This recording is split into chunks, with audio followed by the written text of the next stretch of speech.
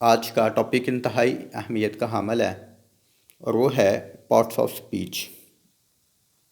जी, तो स्पीच का मतलब होता है गुफ्तगू और पार्ट का मतलब होता है हिस्सा और पार्ट्स से मुराद हुआ हिस्से।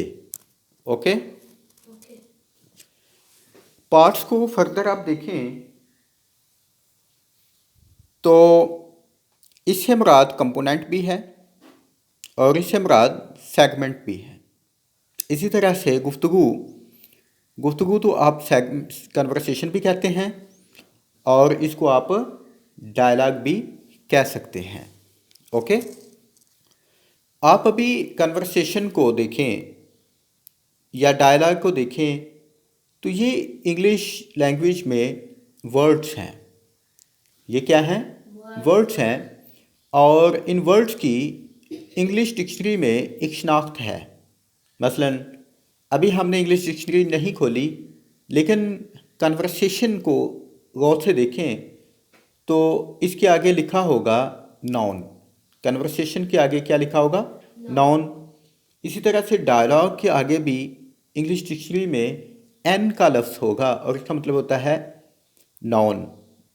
इसी तरह से जो कंपोनेंट्स के आगे भी आप चेक करें तो एन लिखा होगा नाउन और सेगमेंट के आगे भी क्या लिखा होगा? नाउन। ओके, ये जो नाउन लिखा होगा इंग्लिश डिक्शनरी के आगे एन, इसी तरह से किसी के आगे वी लिखा होगा, किसी के आगे ए डी जे लिखा होगा, इसी तरह किसी के आगे ए डी वी लिखा होगा। यानी तमाम जो इंग्लिश डिक्शनरी में लिखे हुए वर्ड्स हैं उनकी एक शनाख्त होगी। ये शनाख्त टोटल जो है 9 है, यानी 9 पार्ट्स ऑफ स्पीच हैं।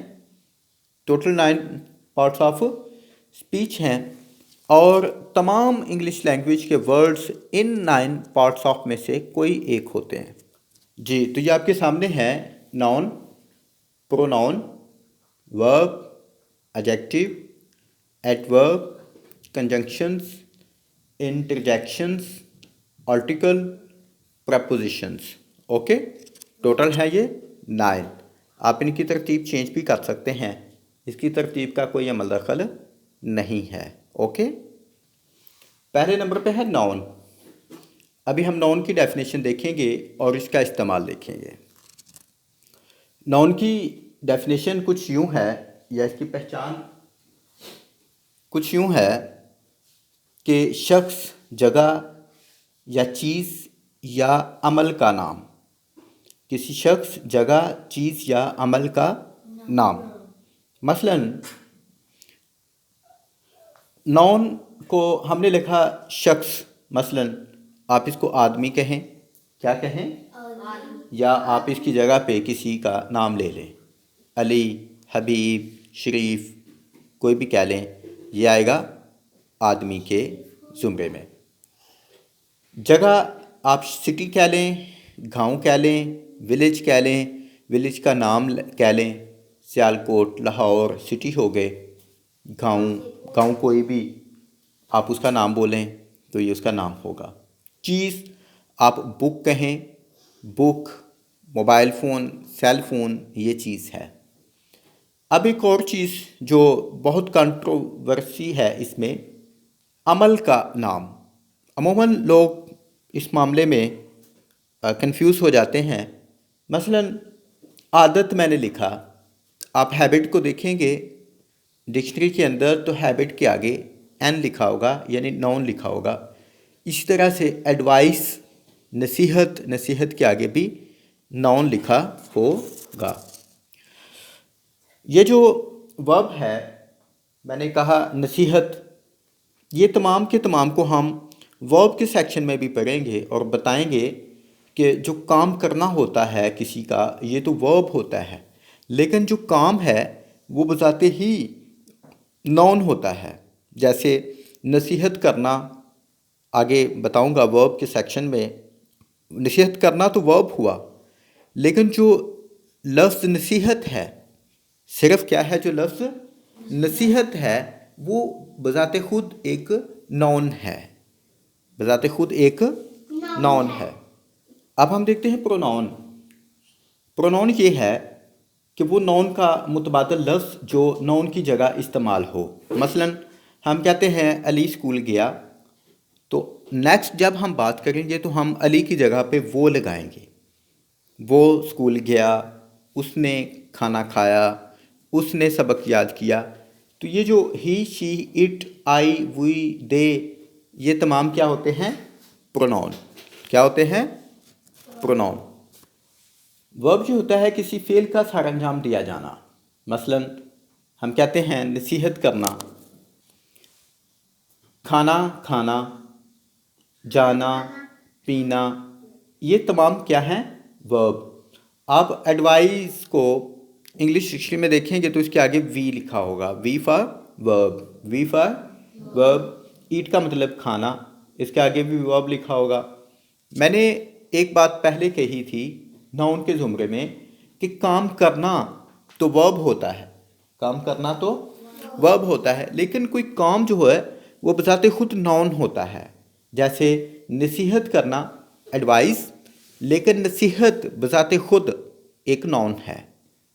खाना खाना ईट, जाना गो, ड्रिंक पीना, जितने भी काम हैं वो तमाम के तमाम क्या हैं? वर्ब। वो तमाम के तमाम क्या हैं? वर्ब। एडजेक्टिव वो लफ्ज़ जो किसी नाउन यानी नाम के मानी में इजाफा करे। मसलन बॉय लड़के के लिए इस्तेमाल होता है, जबकि अच्छा लड़का यानी गुड बॉय, इसमें जो गुड है, इसमें ये जो गुड है वो क्या है? एडजेक्टिव। वो क्या है? एडजेक्टिव है। ये क्या है? एडजेक्टिव। ओके, समझ आ गई? इसी तरह से अच्छा लड़का, बुरा आदमी, खूबसूरत जगह, अच्छे इंसान, उम्दा चाय, ये जो मैंने अच्छे, उम्दा ये लफ्ज़ इस्तेमाल किए, ये तमाम क्या थे? एडजेक्टिव। ये क्या थे? एडजेक्टिव। उर्दू ज़ुबान में इसको इसमें सिफ्त कहते हैं, इसलिए कि इसमें किसी शख्स, जगह या किसी चीज़ की खूबी या खामी पाई जाती है। वो जो सिफ्त है वो बेसिकली एडजेक्टिव है। ओके। एडवर्ब क्या होता है? वो लफ्ज़ जो किसी काम या वर्ब के माने में इजाफा करे। मसलन आपने वर्ब देखा भागना, जैसे ईट खाना, ओके, ड्रिंक पीना, भागना चलना, लिखना, ये वर्ब हैं। भागना वर्ब जिसका होता है इंग्लिश में रन, लेकिन इसी को अगर हम लिखें तेज़ी से भागना, तो ये जो फास्ट इसके साथ आया, फास्ट एडवर्ब है। फास्ट क्या है? एडवर्ब। ओके। तेज़ी से काम करना, नफासत से काम करना, ये जो साथ इसके अजाफी है, काम तो करना लेकिन तेज़ी से करना, जल्दी से करना, सफाई से करना, ये जो सफाई से, तेज़ी से हम उर्दू में बोल रहे हैं, इनको इंग्लिश में फास्ट, क्विकली जो भी कहेंगे, ये पार्ट्स ऑफ स्पीच यानी एडवर्ब हैं। ये तमाम क्या है? एडवर्ब। ओके।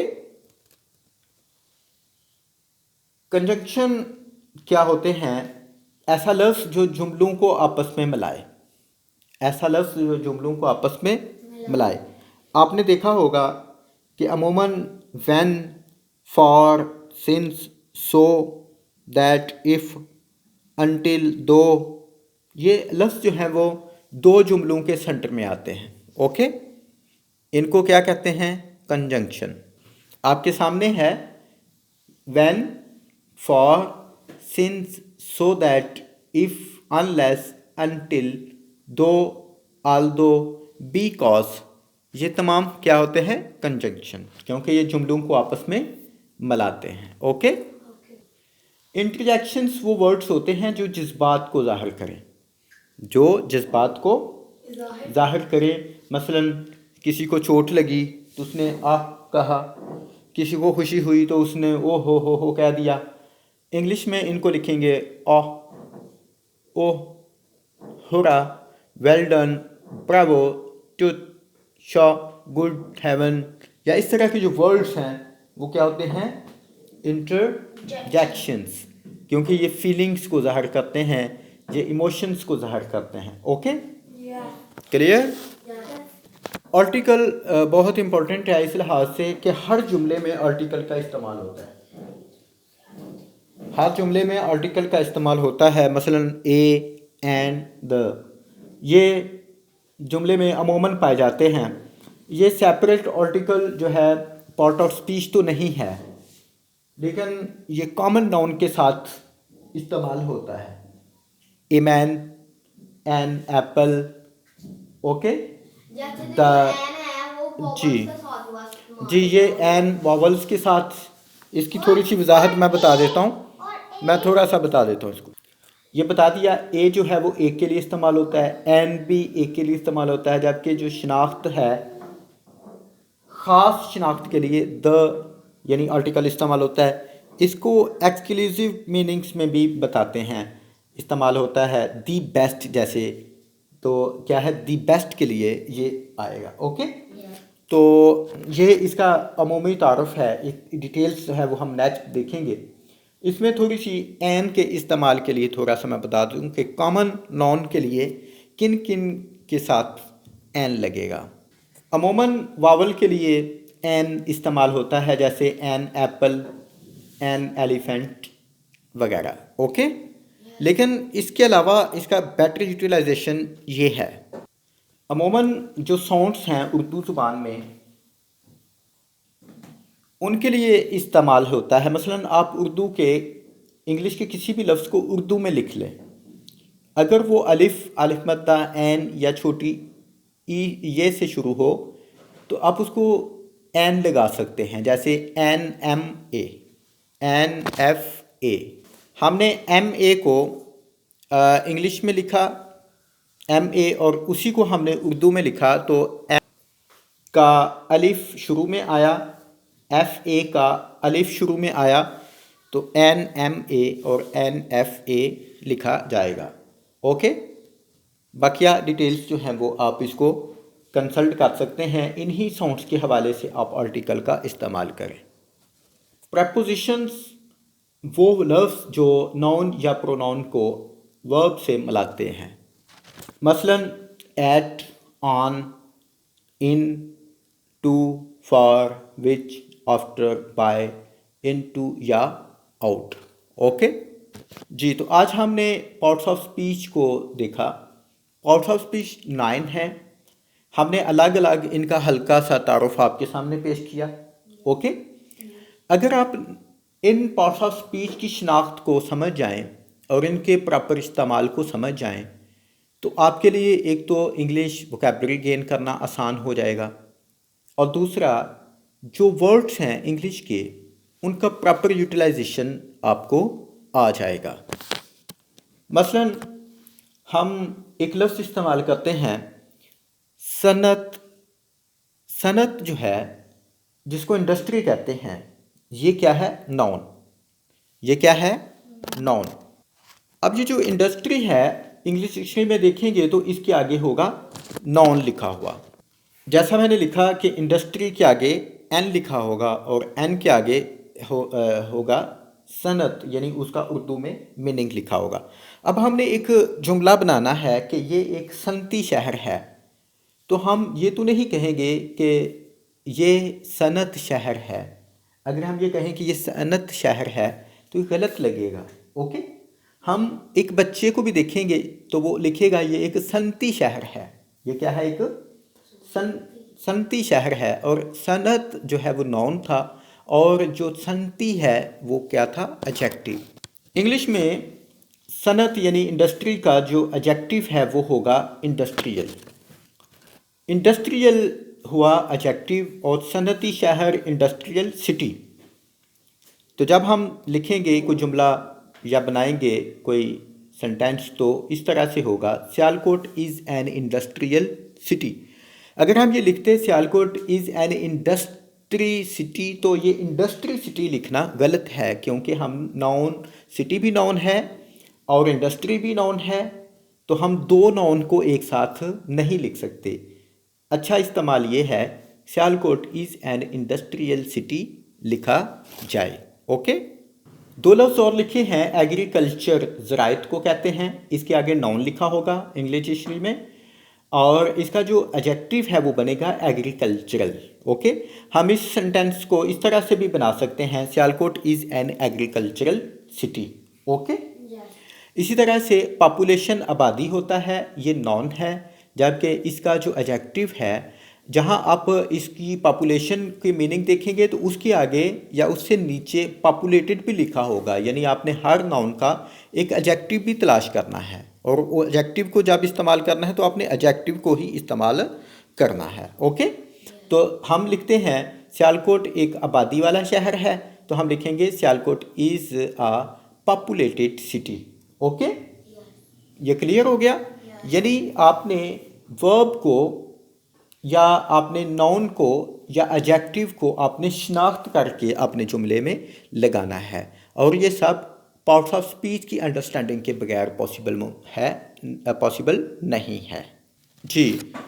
अब गुड इंग्लिश और करेक्ट इंग्लिश उसी सूरत में आपको आ सकती है अगर आप पार्ट्स ऑफ स्पीच को समझ के इनका प्रॉपर यूटिलाइजेशन करें। ओके, तो ये आज का तारफ़ी लेक्चर था पार्ट्स ऑफ स्पीच के हवाले से। उम्मीद है आपने काफ़ी चीज़ें समझ ली होंगी। ओके, आप इसको मज़ीद प्रैक्टिस के साथ अपना इल्म बढ़ा सकते हैं। आप डिक्शनरी बार बार कंसल्ट करें, वहाँ से अल्फाज की शिनाख्त करें। डिक्शनरी में 20-30 हज़ार अल्फाज होते हैं, लेकिन अगर आप पार्ट्स ऑफ स्पीच की अंडरस्टैंडिंग के साथ कोई 500-600 या 1000 तक वर्ड्स पढ़ लें तो बखिया के जो वर्ड्स हैं उनकी शिनाख्त आपको खुद ब खुद हो जाती है। ओके, आज के लिए इतना ही। अपना ख्याल रखिएगा। अल्लाह आपका हामी नासर हो। अस्सलाम वालेकुम वरहमतुल्लाह।